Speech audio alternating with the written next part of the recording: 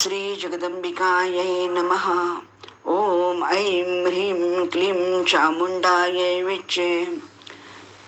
श्रीमद्देवी भागवत पुराणाचा आज आपण दशमस्कंध पाहणार आहोत. या दशमस्कंधामध्ये काय आहे, मनूंची उत्पत्ती कशी झाली आणि त्यांनी भगवतीची आराधना कशी केली, या सर्वांवर आपण आज प्रकाश टाकणार आहोत.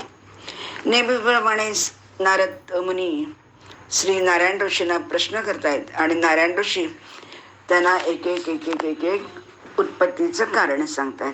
तर त्यानुसार जगताचं मूळ कारण तेजस्वी ब्रह्मदेव जे आहेत ते विष्णूच्या नाभिकमलातून आलेले आहेत आणि त्या ब्रह्मदेवाला सृष्टी निर्माण करायची आहे.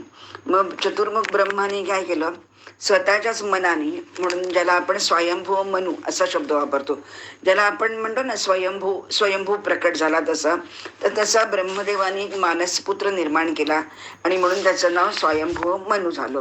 आणि ह्या मनूबरोबर शतरूपा नावाची त्यांनी स्त्रीही निर्माण केली आणि शतरूपा आणि मनू यांना त्यांनी सांगितलं की आता इथून पुढे संपूर्ण तुम्ही सृष्टी निर्माण करायची, कारण एक पुरुष आणि एक स्त्री असं तेव्हापासून म्हणजे पुरुष आणि म्हणजे स्त्री ह्याच्यातून आता पुढे सृष्टी निर्मिती होणार आहे. तर अशा प्रकारे मग आता त्याने विचारलं मनूने, त्याच्यासाठी मी काय करू? तर तेव्हा त्याने सांगितलं की तू एकच काम कर की सगळ्यात पहिल्यांदा क्षीरसागराच्या तटावर जा आणि तिथे प्रत्यक्ष जगदंबाची आराधना कर, प्रार्थना कर, तिची करुणा भाग. तर त्याबरोबर त्याने काय केलं, मनू आहे तो समुद्र तटाकी गेला आणि त्यांनी मृण्मयी मूर्ती स्थापन केली, एक मातीची मूर्ती स्थापन केली आणि एकांतामध्ये तो खूप कठीण अशी साधना करू लागला. त्याने नियम आणि व्रतांचं पालन केलं. 100 वर्षापर्यंत त्यांनी एका पायावर उभा राहिला. त्याच्यानंतर सर्व प्रकारचा क्रोध आणि काम याला त्यांनी त्याच्यावरती विजय प्राप्त केला, सर्व इंद्रिय वश करून घेतली. आणि तेव्हा ती बघता बघता बघता ती जगन्मयी भगवती होती, ती त्याच्यावरती प्रसन्न झाली आणि तिने विचारलं की हे पुत्रा, तू काय म्हणजे कशासाठी साधना करतोयस, तुला काय पाहिजे? तर तुझी सगळी मनोरथ मी पूर्ण करेन. आता हे सगळं ऐकल्यानंतर मनूला खूप आनंद होतो. मनू तिची साधना म्हणजे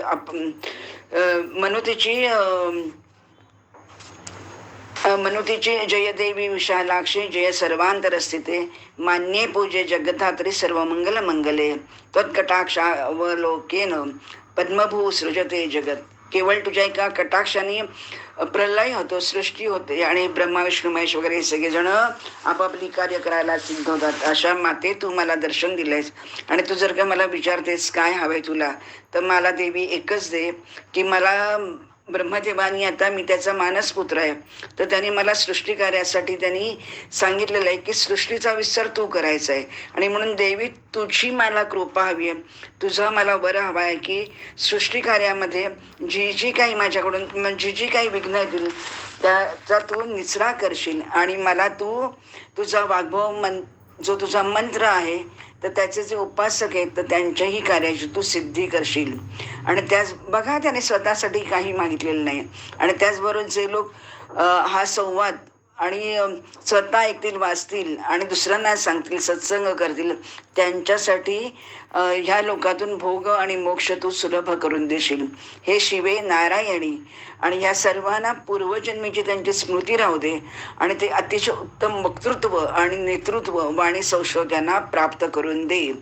त्यांना ज्ञानाची सिद्धी प्राप्त होऊ दे आणि कर्मयोगाने सर्व सिद्धी त्यांच्या प्राप्त होऊ देत. आणि त्याचबरोबर त्यांची पौत्र समृद्धी म्हणजे थोडक्यात म्हणजे सृष्टी निर्माण होऊ दे. अशा प्रकारचे एक निवेदन स्वयंभू म्हणून जगदंबा देवीकडे केलेलं आहे. तेव्हा देवी म्हणाली की तथास्तु, तुला जे हवंय ते सगळं मी करीन, कारण मोठ्या मोठ्या दैत्यांना संहार करण्यासाठी आणि त्यांचा नाश करण्यासाठी आणि तुझं निष्कंटक राज्य होईल यासाठी मी प्रयत्न करीन. आणि तुझा वंश जो आहे तो पुत्रांची वंशवृद्धी करणारा होईल आणि तू सदैव ह्या कार्यामध्ये यशस्वी होशील आणि तुला अंती परमपद प्राप्त होईल. अशा प्रकारे ती मनूला आश्वासन देते आणि विंध्यगिरी पर्वतावरती ती निघून जाते. आणि आता हा विंध्याचल पर्वत कोण आहे, तर या विंध्याचल पर्वताविषयी आपण थोडी माहिती घेऊया. आता एकदा काय होतं, नारद ऋषी नेहमीप्रमाणे ठरलेलं आहे की जर का काही कार्य करून घ्यायचं असेल तर नारदांना मुळात तर एक तर शापच आहे, तुम्ही एका जागी कुठेही थांबणार नाही, तुम्ही त्रिलोकी म्हणजे 3 लोकांमध्ये सदैव तुमचं भ्रमण राहील. पण त्या भ्रमणामध्ये एक प्रकारचं, ज्याला आपण देवदूत असं म्हणतो ना, तर तशा प्रकारचं तो कार्य करत असतो, नारद मुनी करत असतात. ते एकदा ते विंध्याचल पर्वतावरती जातात आणि मग तिथे गेल्यानंतर विंध्याचल पर्वताला अतिशय आनंद होतो आणि तो बघतो की प्रत्यक्ष नारद मुनी आलेले आहेत म्हणून त्यांची तो पाद्यपूजा वगैरे करतो. आणि मग तो म्हणतो, ज्या अर्थी तुम्ही इकडे आलेला आहात त्या अर्थी नक्की म्हणजे एकतर मी भाग्यवान आहे आणि त्याचबरोबर काहीतरी कार्य नियोजन तुमचं असल्याशिवाय तुम्ही इथे येणार नाही. तर तुम्ही जर का मला त्याचं काही कारण सांगितलं तर मला खूप आनंद होईल की ज्यामुळे मी काही करू शकेन. तर तेव्हा नारदांचं काय ते ठरलेलंच आहे. तेव्हा नारद मुनी म्हणाले की तू म्हणालास, म्हणजे ह्यांना म्हणाला की विंध्यगिरीला, की तू विचारतोयस म्हणून मी तुला सांगतो की तसं तर माझं काही काम नव्हतंच. म्हणजे तर तुला माहिती आहे पार्वतीचा पिता हिमालय आणि हिमालयाचा जावई म्हणजे शिवशंकर आहे आणि ते कैलास पर्वतावर राहतात. त्याचबरोबर अनेक गंधमादन पर्वत, निषध पर्वत असे अनेक पर्वत आपल्याकडे आहेत. आणि या सर्वांमध्ये सुमेरू गिरी म्हणून पण एक म्हणजे आहे, गिरी म्हणजे पर्वत, सुमेरू पर्वत आहे आणि तो ज्याची संपूर्ण विश्वाचा आत्मा, स्वर्गाचा राजा आणि जो हजारो लाखो किरण जो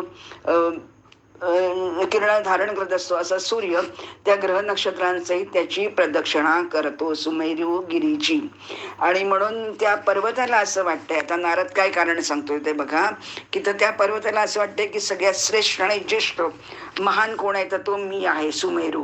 कारण सर्व ग्रह नक्षत्र तारे सूर्य माझी प्रदक्षिणा करतात, तर मी सर्वात श्रेष्ठ आहे असं त्याला नेहमी भासतो. आणि सर्व लोकांमध्ये, लोक म्हणजे हे लोक म्हणजे स्वर्ग लोक, भूर लोक, तशासारखं मी सर्वात श्रेष्ठ आहे असं म्हणतो. तर त्याला खूप अभिमान झालेला आहे आणि म्हणे मला आपला सहज मनात आलं म्हणून मी तुला सांगायला आलो. अर्थात मी तू विचारलं म्हणून मी सांगितलं, पण मला त्याच्याबद्दल आणखीन काही म्हणायचं नाही असं म्हणून त्याचं काम पूर्ण झालंय नारद ऋषींचं.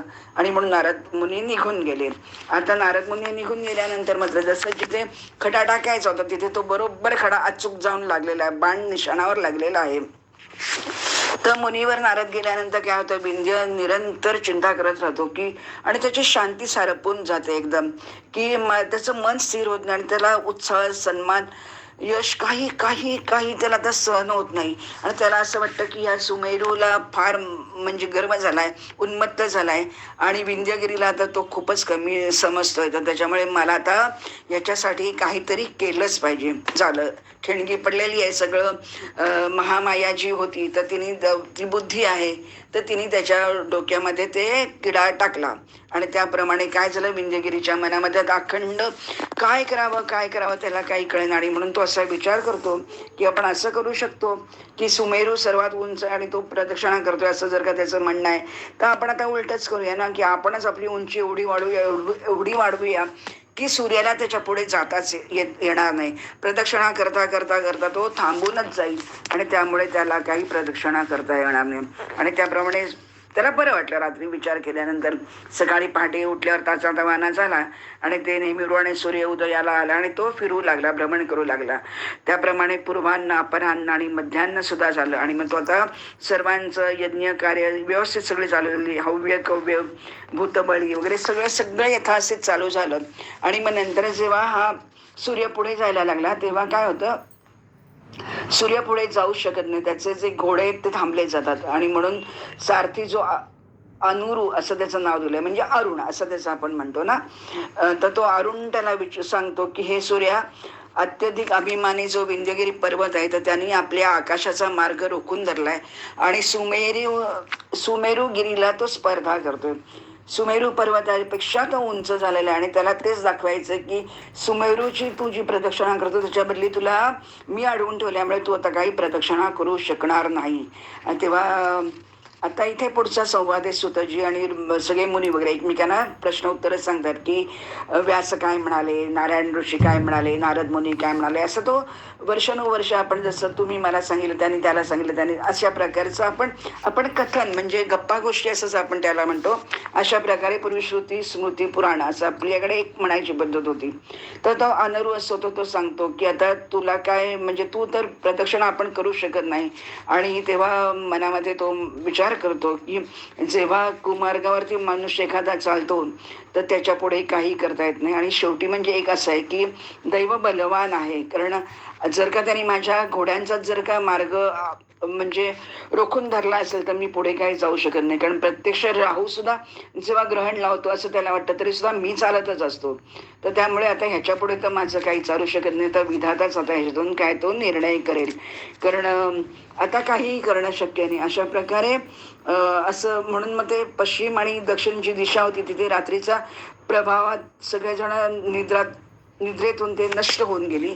आणि पूर्व आणि उत्तर दिशा होती तर दोघांकडे संपूर्ण प्रचंड उन्हाळा एका बाजूला आणि एका बाजूला प्रचंड म्हणजे रात्र झाली. तर त्याच्यामुळे संबंध सृष्टीचा तोल म्हणजे ढळून गेला. आणि त्यामुळे देवदेवता सर्व सगळीकडे हाहाकार माजला आणि इंद्रासहित सर्वजण आता व्याकुळ झाले. त्याबरोबरच सुतजी म्हणाले की आता मग काय करायचं म्हणून इंद्रासहित सगळेजण ब्रह्मदेवाकडे गेले. ब्रह्मदेवाकडून ते सर्वजण तिथे त्यांची स्तुती वगैरे केली.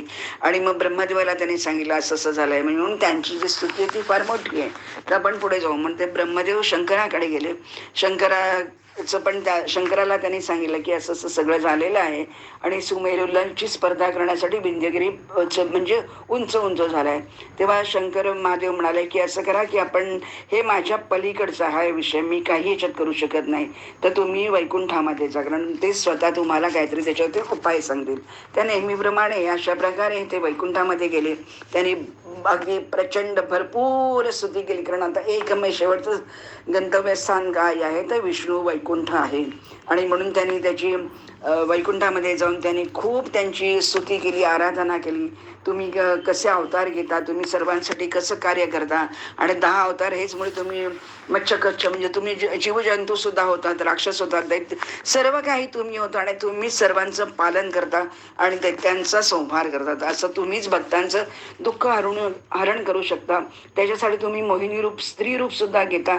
तर अशा प्रकारे तुम्ही सगळं करणारे. आता आणखीन आम्ही दुसरी कोणाकडे जायचं.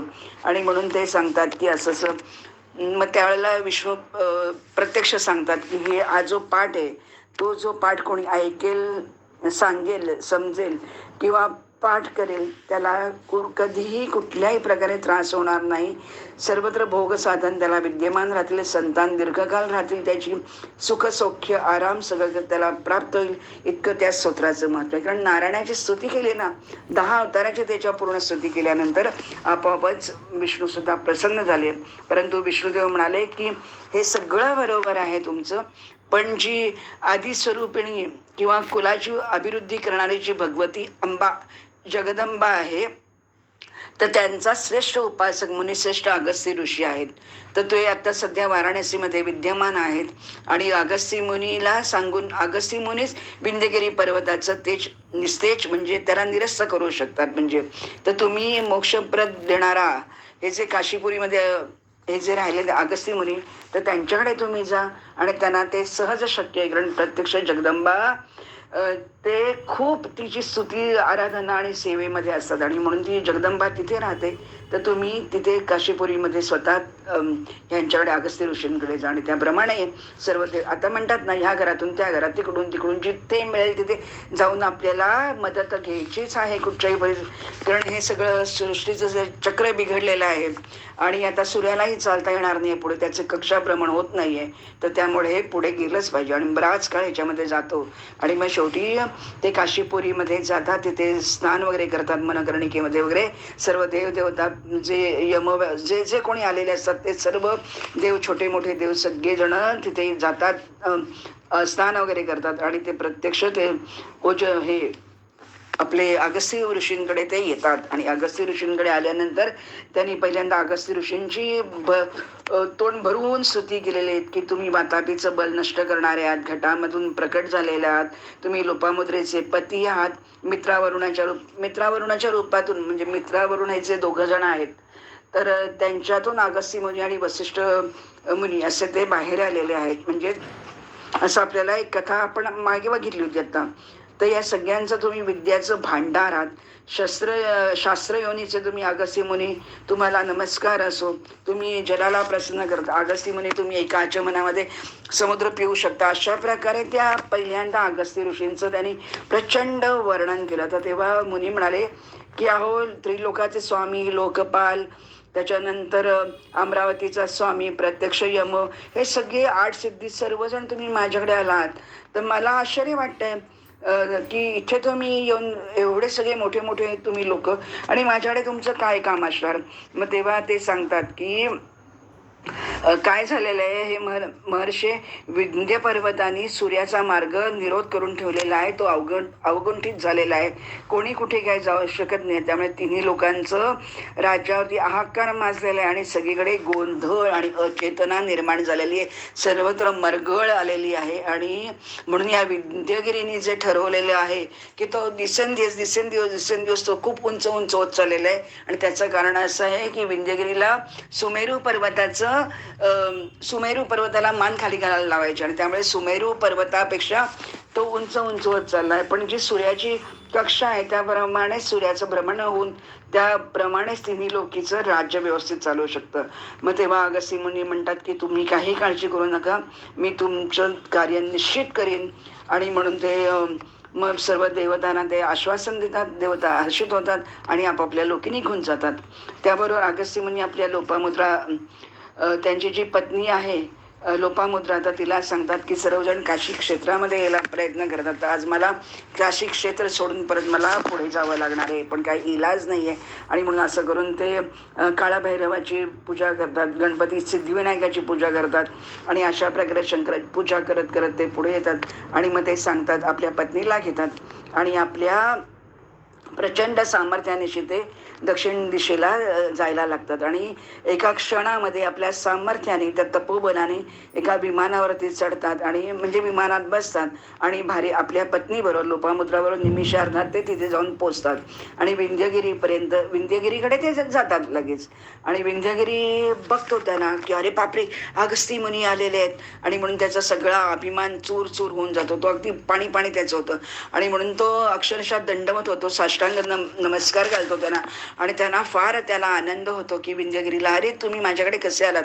आणि मग प्रत्यक्ष अगस्त्य मुनी फारशा काय बोलत नाहीत, आणि ते सांगतात की अरे असं करतो की मला पुढे जायचं आहे, आणि त्यामुळे तू असं कर की जोपर्यंत मी येत नाही तोपर्यंत तू असाच या स्थितीमध्ये राहा, पुढे काही वाढू नको आणि वर काही जाऊ नको. त्यामुळे मला काय झालेलं आहे, मी आता वय माझं झालेलं आहे, आणि त्यामुळे मी काही जास्त चालू शकत नाही. तो जो उंच उंच जे शिखर जात चाललेलं आहे तर त्याच्यामध्ये मी चढायला असमर्थ आहे. त्यामुळे तू एक काम कर की मी येईपर्यंत तू असाच राहा. आणि अशा प्रकारे दक्षिण दिशेला त्यांनी अगस्त्य मुनींनी सांगून विंध्यगिरीला तिथे थांबवलं, आणि ते खाली दक्षिणेकडे ते यायला लागले. आणि अशा प्रकारे विंध्यगिरी आता मात्र तो शांत झाला. आणि आता अशा प्रकारे विंध्यगिरी कसं म्हणू की त्याची त्यांनी उंची वाढवायचं त्यांनी थांबवून टाकलं, आणि त्यामुळे सगळ्या लोकांमध्ये आता सगळीकडे परत पूर्वीसारखं आनंद समाधान प्राप्त झालं.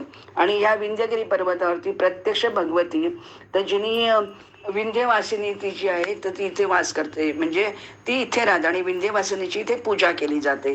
आणि म्हणून भगवती देवी ही विंध्यगिरीवरती राहते. आणि आपल्याला जर का माहिती असेल की म्हणजे कृष्ण आणि ती जी असते योगमाया, तर ती जेव्हा ह्याच्या रावणाच्या हातातून, कंसाच्या हातातून जेव्हा सुटते, कृष्णाची ती योगमाया आहे, ती कंसाला वाटतं की हे पण बाळ मारून टाकलं पाहिजे, म्हणून कंस मारायला जातो, तर ती ह्याच्या हातातून उठते आणि आकाशात जाऊन ती अष्टभुजानी जी तयार होते, तर ती म्हणजे विंध्यवासिनी, ती विंध्य पर्वतावरती राहते, असं एक आपलं पुराण सांगतं आपल्याला.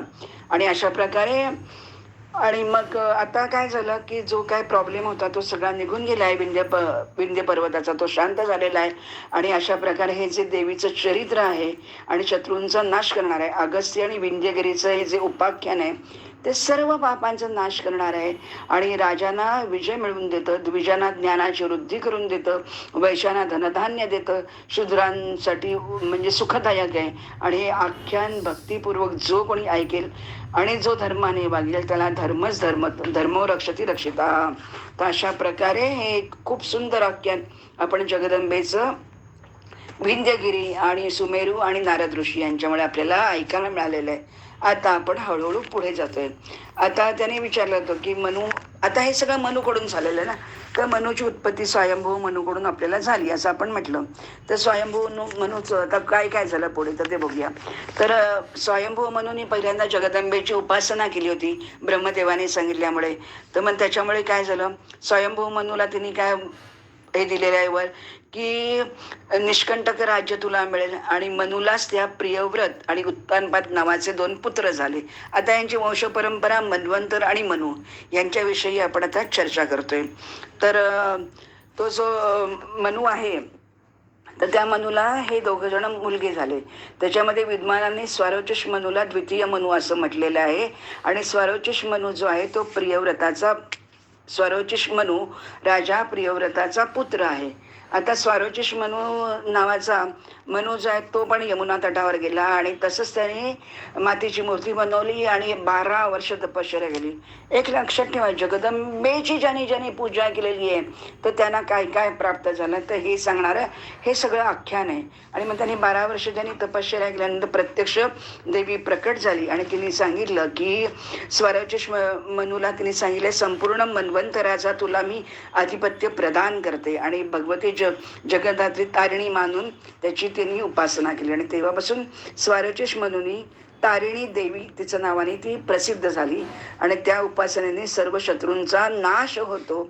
आणि त्याचबरोबर ऐश्वर्य संपन्न मनू विधीपूर्वक धर्माची स्थापना करून पुत्रांबरोबर त्यांनी राज्य केलं आणि यथावकाश त्यांनी स्वर्गलोक प्राप्त केला.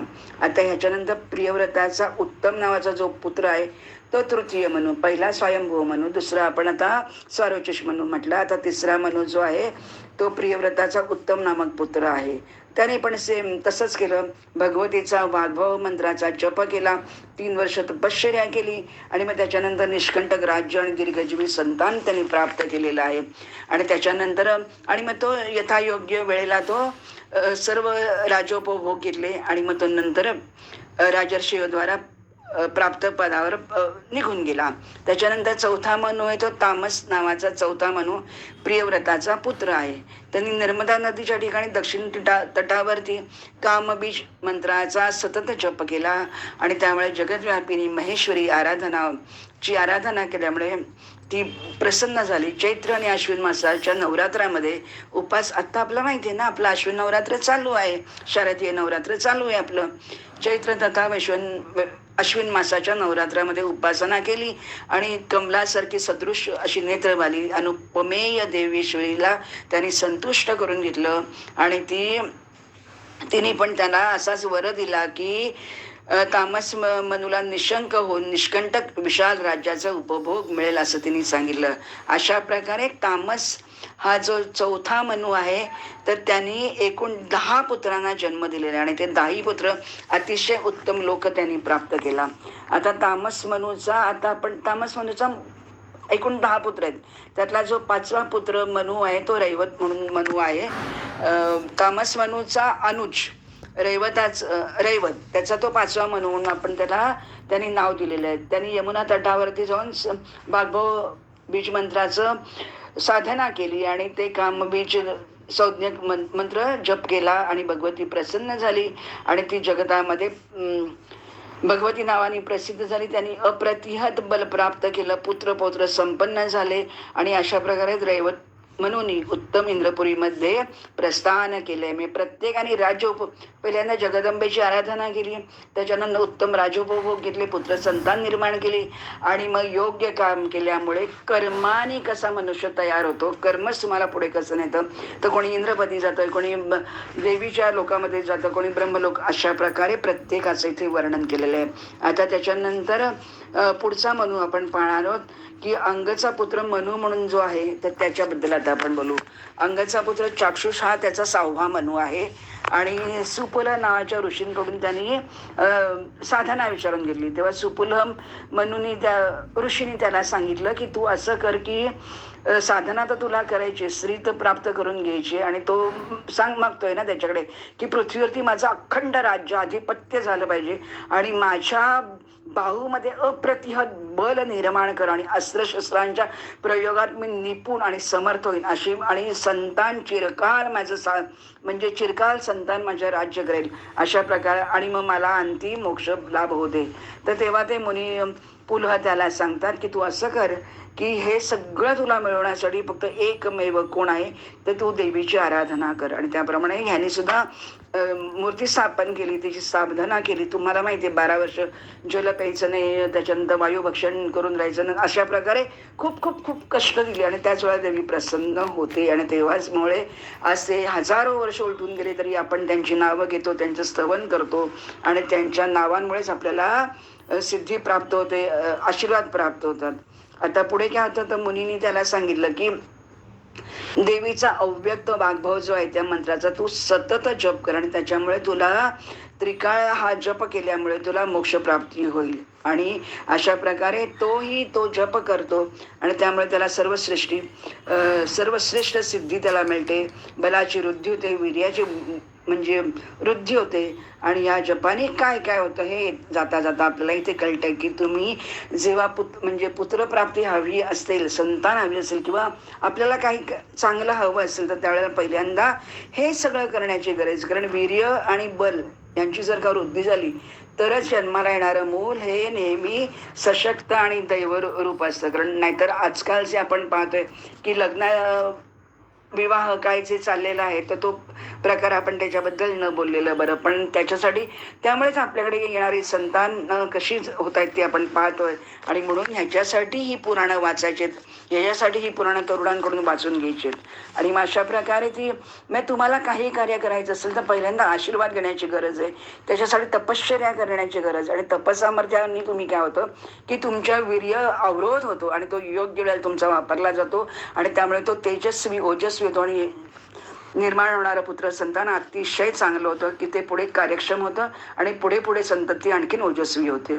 तर अशा प्रकारे पुलहाचं त्यांनी संबंध सांगितल्याप्रमाणे त्यांनी केलं. तो विरजा नदीच्या काठी गेला आणि तो अंगपुत्र चाक्षुष म्हणून त्यांनी तप केलं, त्यांनी तपस्या केली, त्यांनी सगळी तपस्या तशीच केलेली आहे. आणि प्रत्यक्ष देवी तिथे प्रकट झाली आणि मग तिने सांगितलं की देवी म्हणाली की ह्या मन्वंतराचं राज्य तर मी तुला देईनच, पण तुझे पुत्र अत्याधिक गुणवान आणि महान बलशाली होतील. मी आधीच म्हटलं ना तुम्हाला, अधिक बलशाली होतील आणि तुमचं राज्य निष्कंठ होईल आणि अंती तू निश्चित रूपाने मोक्षपदी जाशील. अशा प्रकारे चाक्षुष मनूला भक्तिपूर्वक देवीची वरदान मिळालं आणि अंतर्धांती पावली. चाक्षुष मनूंनी भगवतीची उपासना केल्यामुळे 6व्या मनूच्या रूपामध्ये ती प्रतिष्ठित झाली आणि त्या सन्मान्य मनूंनी सार्वभौम सुखभोग घेतला. त्याच्यानंतर त्याच्या मुलांनी पुत्र होते ते बलवान कार्यभार सांभाळला आणि त्याच्यासारखेच ते देवी भक्त शूरवीर महान बलशाली पराक्रमी आणि सर्वत्र आदरणीय झाले. आणि अशा प्रकारे त्यांनी राज्याचा सुखभोग घेतला. आता याचबरोबर चाक्षुष मनू जो आहे त्यांनी ही जी सगळी उपासना आराधना केली, त्याच्यामुळे काय झालं तर ही सगळी एक एक वर्णन आहे. त्याच्यानंतरचा पुढचा मनू म्हणजे जो 7वा मनू आहे तो वैवस्वत मनू. हे सगळं लाईनीत घ्यायला पाहिजे, त्यामुळे आपल्याला इलाज नाही. राजा वैवस्वत मनू हा 7वा मनू आहे. तर त्यांनी पण परांबा देवीची उपासना केली आणि तिचे अनुग्रह त्याला मिळाला आणि तोही अधिपती झाला. त्याच्यानंतर 8वा मनू आहे तो भूलोकाचा सावर्णी नामाने प्रसिद्ध झाला आणि पूर्वजन्मामध्ये आणि देवीची आराधना केल्यामुळे ते वरदान त्याला प्राप्त झालं होतं आणि तो मन्वंतराचा अधिपती झाला आणि तो सर्व राजांकडून पूजित धीर महापराक्रम आणि दैवी भक्त पारायण झाला. आता तुम्हाला सांगते की सावर्णी मनू पूर्वजन्मामध्ये भगवती ची पार्थिव मूर्तीची तिने आराधना केली होती.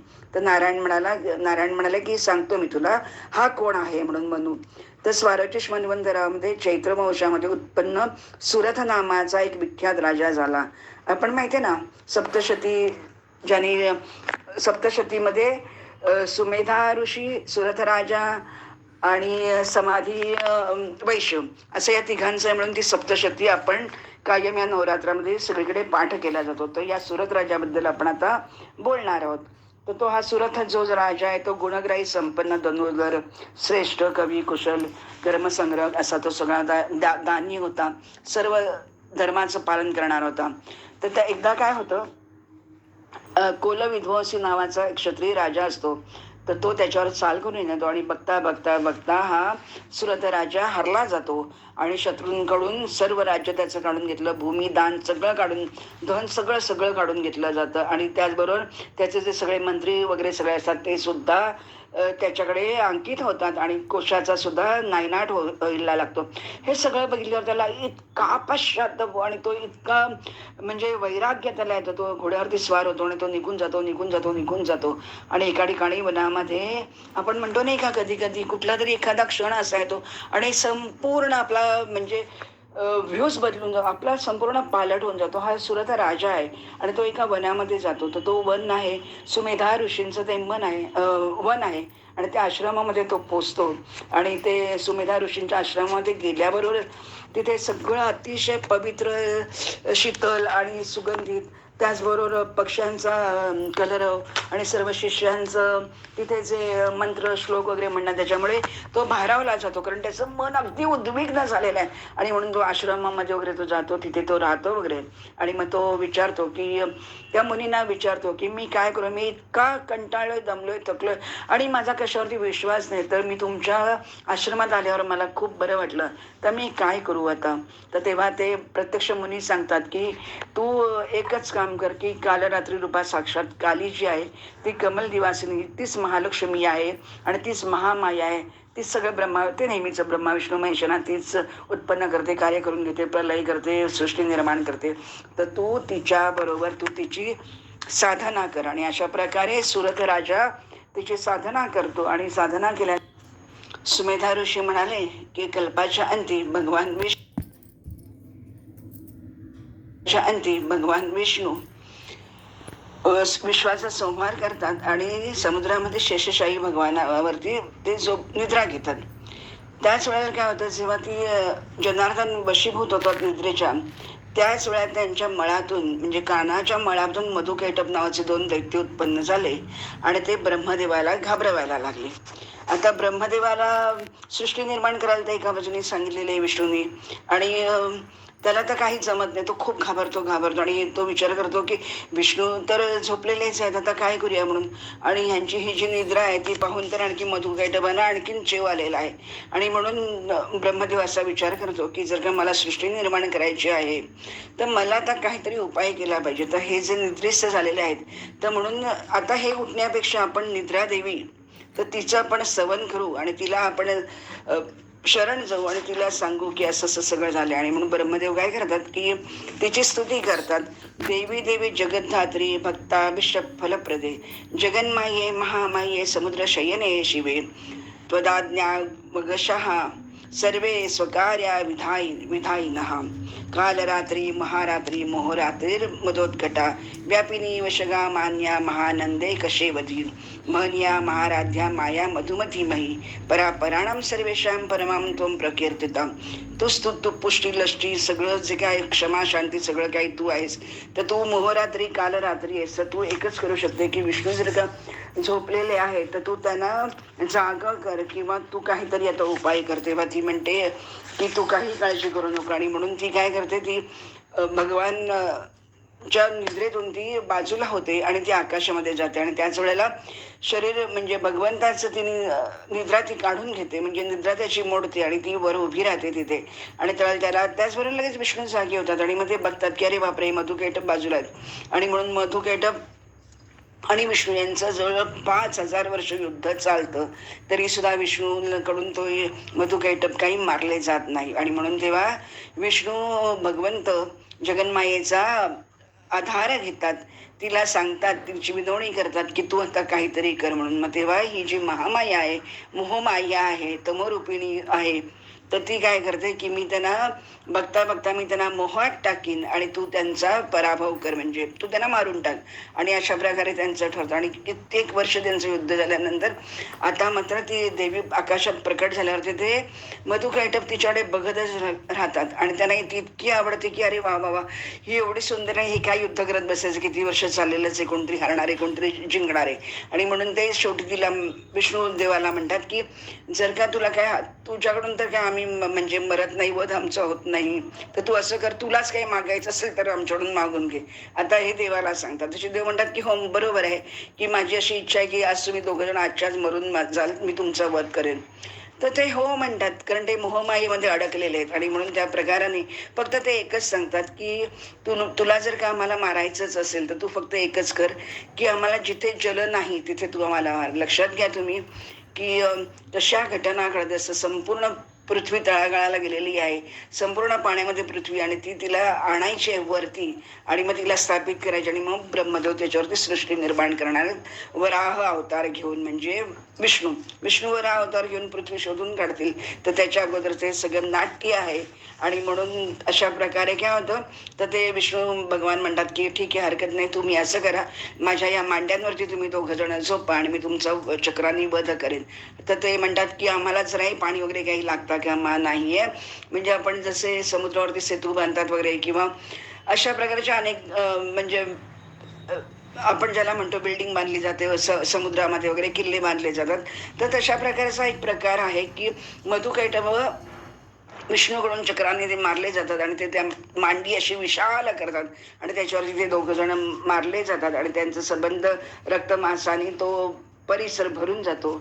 आणि म्हणून ती मेद म्हणजे मांस आहे, म्हणून आपल्या पृथ्वीला एक नाव मेदिनी पण दिलेले आहे. तर अशा प्रकारे ही योगेश्वरांची ईश्वरी महाकाली प्रकट होते आणि ती त्यांचा म्हणजे त्याच्यातून पृथ्वी म्हणजे मधुकैटभांचा तर ते नाश करतेच, त्याबरोबर पृथ्वीची उत्पत्ती आणि पुढे सृष्टी निर्माण करण्याचं कार्य ती करते. आता असंच एकदा होतं की आता पुढच्या कथेकडे आपण झालेल्या आहेत ह्या सगळ्या कथा, पण आता ह्यांचं त्यांनी प्राकट्याचा उपयोग काय आहे, या देवता काय करतात. तर असाच एकदा महिषी नावाचा एक दानव असतो. आता महिषी म्हणजे तो म्हसोबा रेळा असतो.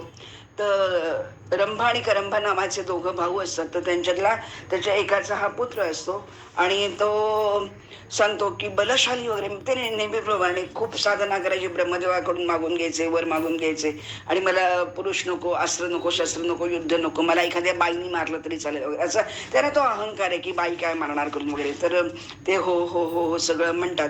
आणि मग अशा प्रकारे ती महिषासुराचा वध करण्यासाठी प्रत्यक्ष सर्व देवदेवता वगैरे तिथे येतात, विष्णू शंकर सगळेजण येतात, पण तो महिषासूर काही मारला जात नाही. शेवटी मग देवी म्हणजे देवी माया आहे ना, तर ती स्वतःच तिथे ती येते आणि त्याच वेळेला ती महालक्ष्मी, सर्व देवतांच्या तेजातून महालक्ष्मी प्रकट होते.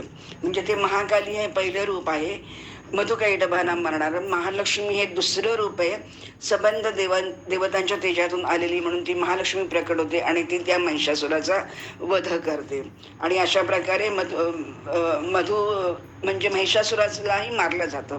आणि तिसरं जे रूप आहे महासरस्वती म्हणून, तर तेव्हा काय होतं की शुंभ आणि शुंभ नावाचे दोन भाऊ असतात नेहमीप्रमाणेच, आणि त्यांना खूप मधोमस्त झाले असते, हिमालय पर्वतावरती जातात आणि ते पहिल्यांदा तिथे खूप साधना करतात आणि ते सांगतात, मग तिची स्तुती वगैरे सगळं करतात वगैरे. आणि मग ते नेहमीप्रमाणे वर मागून घेतात, ब्रह्मदेव त्यांना वर वगैरे देतो आणि मग अगदी त्राही म्हणजे खूप त्रास द्यायला लागतात. हे सगळे हिमालयावरती जातात, सर्व पुऱ्यांमध्ये इंद्राच्या पुरीवरती वगैरे जातात, सगळीकडे जातात. त्यामुळे हे ह्या लोकांना, देवतांना अतिशय त्रास होतो, याज्ञिकांना त्रास होतो, ऋषी मानवांना सर्वांना त्रास होतो. तर त्यावेळेला सर्व देवता उठतात आणि त्या प्रत्यक्ष देवी भगवतीकडे जातात आणि मग तिची खूप स्तुती वगैरे सगळं करतात. तू कशी आहेस, सर्व संहार करणारी आहेस, त्यामुळे तू प्रतापी आहेस, आणि जेव्हा जेव्हा आम्हाला त्रास होतो तर तेव्हा तू स्वतः येतेस आणि प्रकट होते. होते असं सगळं ऐकल्यावरती ती प्रसन्न होते आणि ती पार्वती जी हिमाद्री तनया पार्वती आहे ती प्रसन्न होते आणि ती म्हणते तुम्ही काही काळजी करू नका, मी तुमचं संकट दूर करेन. आणि असं म्हणून ती पार्वती रूपी कोशातून म्हणजे पार्वतीच्या शरीरातून एक देवी जगदंबा प्रकट होते. तिचं नाव कौशिकी म्हणून ती कोशातून बाहेर येते म्हणून ती कौशिकी. आणि ती कौशिकी आहे तर ती त्या शुंभाने शुंभाला ती मारून टाकते. आणि मग काय होतं की शुंभांना त्यांची पण एक ती कथा ती सांगते की कसं कसं ते सांगतात. तर ते त्यांच्याकडे प्रचंड चंडमुंड रक्तबीज वगैरे असं सगळे बरेच दैत्य असतात आणि सगळ्यांना ती परास्त करते. आणि मग त्यावेळेला हा जो शुंभ असतो तर त्याला सारखं वाटत असतं की ही जी मुलगी एवढी सुरेख सुंदर आहे तर आपण तिच्याशी लग्न करूया वगैरे म्हणून. तर त्याचे दूत वगैरे सांगतात की तू असं युद्ध वगैरे करू नको, एवढी सुंदर आहेस तू आमच्या शुंभापैकी कोणाशी तू लग्न करते. ती सांगते की मी कोणाची बायको नाही, पुत्री नाही, कोणाची मी काही नाही, मी माझीच मी आहे, मी माझ्या परमात्म्याची आहे आणि मी इथे फक्त तुझा नाश करण्यासाठी आलेली. आणि असं प्रकारे ती त्या दोघांचाही नाश करते आणि म्हणून तिचंच नाव सरस्वती आहे. आणि अशा प्रकारे महाकाली, महालक्ष्मी आणि महासरस्वती अशा तिघांचं ते वर्णन प्रत्यक्ष सुमेधा ऋषी त्याला करतात.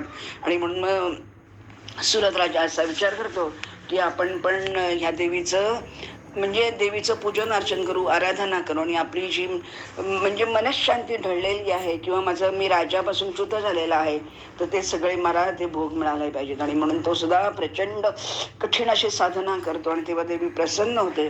आणि मग देवी प्रसन्न वगैरे झाल्यानंतर तो पहिल्यांदा तो काय करतो, तो आपल्या शरीरातून थोडंसं रक्त तिला बलिदान करतो. म्हणजे देवीला रक्त हवं. म्हणजे ॲक्च्युली असं आहे की तुम्ही साधना करताना तुम्ही तुमच्या शरीराचं किती प्रेम करता हे महत्त्वाचं आहे. तो भाग आपण इथे बघायचा असतो ॲक्च्युली. तर मग देवी सांगते की मी म्हणजे प्रसन्न झाली आहे, तुला काय हवं आहे ते मागून घे, तुझं सगळं अभिष्ट जो वर आहे तो तर मी तुला देईनच, पण त्याचबरोबर तू निष्कंटक राज्य करशील आणि मोहाचा नाश करणारं तुझं ज्ञान प्राप्त होईल. म्हणजे तुला मोह नाश होईल तुझा आणि उत्तम गती, उत्तम बुद्धी तुला प्राप्त होईल. एवढंच नाही तर दुसऱ्या जन्मामध्ये मी तुला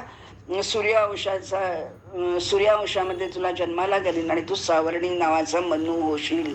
हा कोण आहे? सुमेधा ऋषींचा जो सुरथ राजा आता जो त्यांच्याकडे येऊन राहिलेला आहे, उद्विग्न झाला आहे, तर त्याला ही म्हणजे मनू करते पुढच्या जन्मामध्ये सुद्धा. म्हणजे ह्या जन्मात तर ती करतेच राजा वगैरे, पण पुढच्या जन्मामध्ये ती त्याला तो सावर्णी मनू म्हणून प्रसिद्ध होतो. मन्वंतराचं स्वामित्व, पराक्रम आणि या सगळ्यामुळे तो अतिशय बलवान होतो. तो अनेक पुत्र प्राप्त करतो आणि खूप राज्य सुंदर करतो. आणि अशा प्रकारे तो सुरथ राजा जो आहे तो देवीच्या अनुग्रहाने मन्वंतराचा अधिपती होतो. आता सावर्णी हा जो मनू आहे तर त्याचं आता वर्णन आपण करूया. तेव्हा नारायण म्हणाले की ही जी देवी आहे तर ती वैवस्वत मनू म्हणून आता ते पुढे जातात. म्हणजे सावर्णी मनू झाला, आता त्याच्यानंतरचा जो वैवस्वत मनू जो आहे तर त्याला एकूण 6 पुत्र झाले आणि ते 6ही मुलांनी आपापल्या स्वतःची मूर्ती म्हणजे देवीची मूर्ती तयार केली आणि घोर तपश्चर्या 6 जणांनी 6 देवीच्या स्थापन करून केली. आणि त्यामुळे काय झालं, मनामधला सगळे समस्त मोह होता तो त्यांचा नष्ट झाला आणि ते निर्मळ बुद्धीचे झाले. आणि त्याच्यामुळे इतकंच नाही तर त्यांना असं वाटायला लागलं की अत्र तत्र सर्वत्र म्हणजे आपणच आहोत. म्हणजे आपल्यामध्ये अहम ब्रह्मास्मी हा जो एक आपण मंत्र म्हटला जातो तर ते त्यांनी तो अनुभव करणं फार महत्त्वाचं आहे. आणि या सर्व मनूच्या पुत्रांनी या 6 जणांनी तो अनुभव केला. त्याच्याबरोबर देवी प्रकट झाली आणि मग त्यांनी तिची स्तुती वगैरे केली. महेश्वरी जयशानी परमे करुणालये. तर अशा प्रकारे त्यांनी खूप पुढे तिची स्तुती वगैरे केली. तेव्हा ते म्हणाले की देवी म्हणाले की तुम्हाला काय पाहिजे, तर ते म्हणतात तू क्लीम बीज मंत्राने उपासित होतेस हे आम्हाला माहिती आहे. कामेश्वर हे बीज आहे आणि हे मनाला प्रसन्नता देणारे आणि त्यामुळे हे महामाये मोदपरे असं ते तिची तू विष्णू म्हणजे ब्रह्मा विष्णूमय सगळ्यांना तूच आहे, आधी अंत तूच आहेस, तर त्यामुळे तू आम्हाला बरं दे. तेव्हा देवी म्हणाली तुम्हाला काय पाहिजे, तुमच्या तपस्याने मी प्रसन्न झालेत आणि म्हणून तुमचं सगळे कलिमल दोष आहेत तेही नष्ट झालेले आहेत आणि तुम्ही अतिशय विमल शुद्ध बुद्धीचे आता तयार झालेले आहेत. तर तेव्हा राजपुत्र म्हणतात तिला की आम्हाला निष्कंठ राज्य दे, दीर्घजीवी संतान दे, अखंडित भोग, यथेच्छ यश, तेज, बुद्धी आणि अपराजयता दे आणि यश प्राप्त होते आणि आणखी आम्हाला मोक्ष प्राप्त होते. तेव्हा देवी म्हणते की असंच होईल, कारण देवीला सुद्धा हे सर्व चालवायचं आहे. त्याच्यासाठी कोणीतरी हवं ना. आणि म्हणून हे जे सगळे सावर्णी म्हणजे मनूचे जे पुत्र आहेत वैवस्वताचे, तर ते पुढे अशी कार्य करतात. आणि मग त्यामुळे तिच्या कृपेने सर्व साही जे मनू असतात जे आहेत ते एकेका जन्मामध्ये मन्वंतरामध्ये ते राज्य करू लागतात. आता नारायण ऋषी त्याला पुढे सांगतात की ह्या सगळ्यांनी मात्र ती भ्रामरी जगदंबिका आहे, तर तिची उपासना केली आणि तिने वर दिला आणि ती अंतर्धान पावली. आता पुढे काय झालं, सावर्णी जो मनू होता तर त्यांनी भरपूर संतान उत्पन्न केली, आनंद घेतला, सुख समाधान घेतला आणि त्याला त्या मन्वंतराचा अधिपती केला. मग त्याच्यानंतर कोणाला, वैवस्व मनूच्या नंतर कोणाला, तर सावर्णी आला. मग त्याच्यानंतर दक्ष सावर्णी आला. तर त्यांनी पहिल्या राजपुत्राला नववा मनू म्हणून त्याला घोषित केलं. आणि कारण त्यांनी सगळ्यांनी देवीची स्तुती केलेली आहे. मेरू सावर्णी नावाचा जो दुसरा राजपुत्र होता तो 10वा मनू झाला. सूर्य सावर्णी नावाचा तिसरा राजपुत्र होता तो 11वा मनू झाला. चंद्र सावर्णी नावाचा चौथा राजपुत्र होता तो 12वा म्हणून अधिष्ठित झाला. रुद्र सावर्णी होता 5वा राजपुत्र, तो 13वा मनू झाला. आणि विष्णू सावर्णी नावाचा जो 6वा राजपुत्र होता तो 14वा मनू म्हणून घोषित झाला. अशा प्रकारे या सगळ्या 14 मनू भगवतीच्या भ्रामरीच्या कृपेनेच ते प्रसिद्ध झाले, आनंद घेऊ शकले, वंदनीय आणि सगळे पूजनीय महाप्रतापी झाले. तर मग नारद विचारतो की ही भ्रामरंभा कोण आहे. ते ठरलेलेच असतं ना की पुढे पुढे आख्यान जायला म्हणजे इतकी उत्कंठता वाढली पाहिजे मनामध्ये. तेव्हा ते सांगतात की भ्रामरंभा कोण आहे. तर आपण खरं चंद्रित बघितलेलं आहे.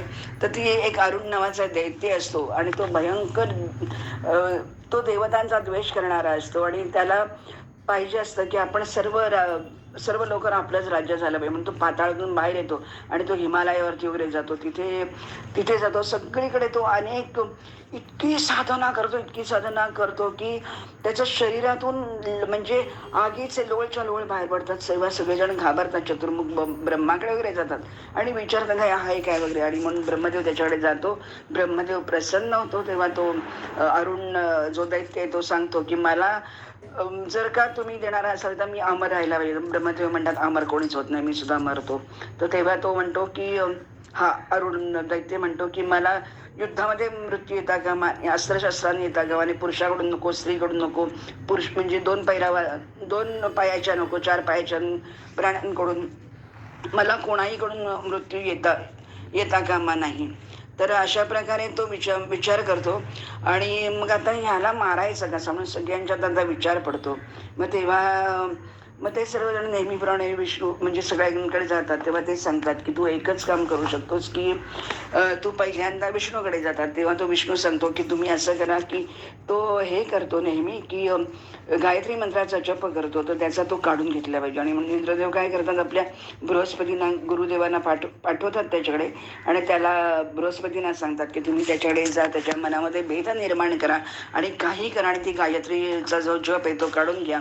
कारण भगवती देवीने आत्ताच आम्हाला वरदान दिलेले आहे की त्याच्याकडून जर का तुम्ही गायत्रीचा जप काढून घेतला तर मी त्याला सहज मारू शकेन. म्हणजे गायत्री मंत्र त्याला कवचासारखं काम करत असतं. जसं शंखचूडाचं मरण येण्यासाठी कृष्णाचं कवच काढून घ्या, म्हणजे कृष्णाने दिलेलं नामाचं जे त्याच्या नामाचं जे कवच होतं ते काढून घेतलं, कर्णाचं जसं कवच काढून घेतलं तसं या अरुण दैत्याचं गायत्री मंत्राचं कवच काढून घेतलं बृहस्पतीने. कारण तो बृहस्पती तिथे गेल्यावरती हा म्हणाला अरुण दैत्य की तुम्ही कसे काय, तुम्ही तर शत्रू पक्षातले आणि आपण दोघं एकत्र म्हणजे नाहीच होत, आपण शत्रू, मग तुला इथे येण्याचं कारण काय. तेव्हा ते बृहस्पती सांगतात की असं तू का म्हणतो की आपण दोघंही जण देवीची आराधना करतो, आपण गायत्रीचे 2 जण उपासक आहोत, मग आपण दोघे शत्रू नाही, आपण तर 2 जण एकच आहोत.